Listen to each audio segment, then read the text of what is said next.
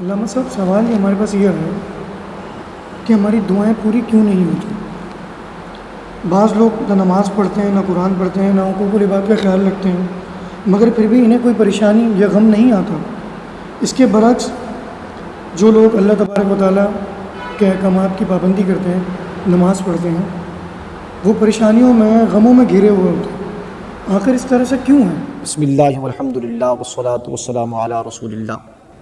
دیکھیے، سب سے پہلے تو آپ یہ بات سمجھ لیجئے کہ کسی شخص کی دعا کا فوراً قبول ہو جانا اور بظاہر اس کی دعا فوراً قبول ہو جائے، یہ عند اللہ اس کے مقبول ہونے کی دلیل نہیں، اور کسی شخص کی دعا کا بظاہر فوراً قبول نہ ہونا یہ اس کے مردود ہونے کی علت نہیں، بلکہ بعض اوقات اس کے برعکس بھی دیکھا جاتا ہے کہ ایک وہ شخص جو رب العالمین کی بارگاہ میں مقبول ہے، اس کی دعا بظاہر فوراً قبول نہیں ہوتی، اور ایک وہ شخص جو اللہ رب العالمین کی بارگاہ میں ناپسندیدہ ہے، اس کی دعا فوراً قبول ہو جاتی ہے۔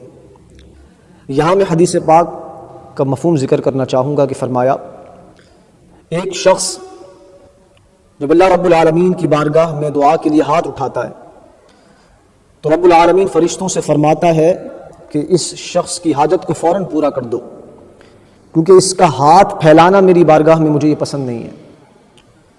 اور ایک دوسرا شخص فرمایا، جب وہ اللہ کی بارگاہ میں دعا کے لیے ہاتھ اٹھاتا ہے تو اللہ رب العالمین فرشتوں سے فرماتا ہے کہ اے فرشتوں، اس کا کام پورا کرنے میں تھوڑا توقف کرو۔ کیوں؟ کیونکہ اس کا مانگنا اور میری بارگاہ میں گڑ گڑانا یہ مجھے بڑا اچھا لگتا ہے۔ اور دوسری بات یہ کہ دعا کی توفیق مل جانا یہ بھی بہت بڑی نعمت ہے۔ ہمیں ہرگز بدگمان نہیں ہونا چاہیے کہ آیا میری دعا قبول ہوگی کہ نہیں ہوگی۔ یقین ہونا چاہیے کہ میرا رب بڑا کریم ہے، میرا رب مہربان ہے، وہ رحمت والا رب ہے، وہ اپنی رحمت کے صدقے میری دعا کو ضرور قبول فرمائے گا۔ حدیث پاک میں آیا، ابو داؤد اور ابن ماجہ شریف کی حدیث سے فرمایا، ان ربکم حی کریم یستحیی من عبدہ اذا رفع یدیہ ان یردہما صفرا۔ فرمایا تمہارا رب بڑا کریم ہے، وہ صاحب حیا ہے، جب بندہ اپنے رب کی بارگاہ میں دعا کے لیے ہاتھ اٹھاتا ہے تو رب العالمین کو حیا آتی ہے کہ وہ اپنے بندے کے اٹھے ہوئے ہاتھوں کو خالی لوٹا دے۔ اور تیسری بات میں یہ عرض کرنا چاہوں گا کہ ہمیں ایک یہ غلط فہمی بھی ہوتی ہے کہ جو ہم مانگتے ہیں اگر وہ ہمیں مل جائے تو ہم سمجھتے ہیں ہماری دعا قبول ہو گئی، لیکن جو ہم نے مانگا ہے اگر وہ ہمیں نہ ملے تو ہم سمجھتے ہیں ہماری دعا قبول نہیں ہوئی۔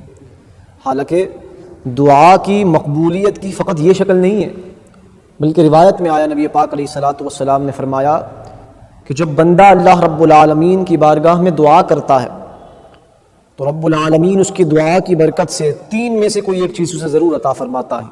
کہا پہلی چیز وہ یہ کہ جو دعا میں بندہ مانگتا ہے اللہ اسے وہی عطا فرما دیتا ہے۔ نمبر 2، یا اس کی دعا کو آخرت کے لیے ذخیرہ فرما دیتا ہے۔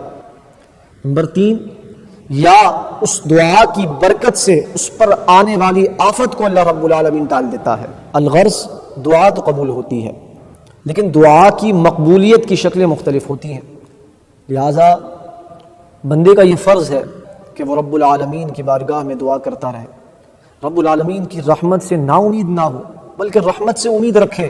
اور فرمایا گیا نا کہ لا تقنطوا من رحمت اللہ، کہ تم اللہ کی رحمت سے نا امید نہ ہونا۔ تو لہٰذا ایک مسلمان، ایک بندہ مومن وہی ہے جو اپنے رب کی رحمت سے امید رکھتا ہے، اور یہ امید رکھے کہ میرا رب اپنی رحمت سے میری دعاؤں کو ضرور قبول فرمائے گا۔ حدیث پاک میں آیا کہ بندے کی دعا ضرور قبول ہوتی ہے، بشرط یہ کہ وہ جلد بازی چھوڑ دے۔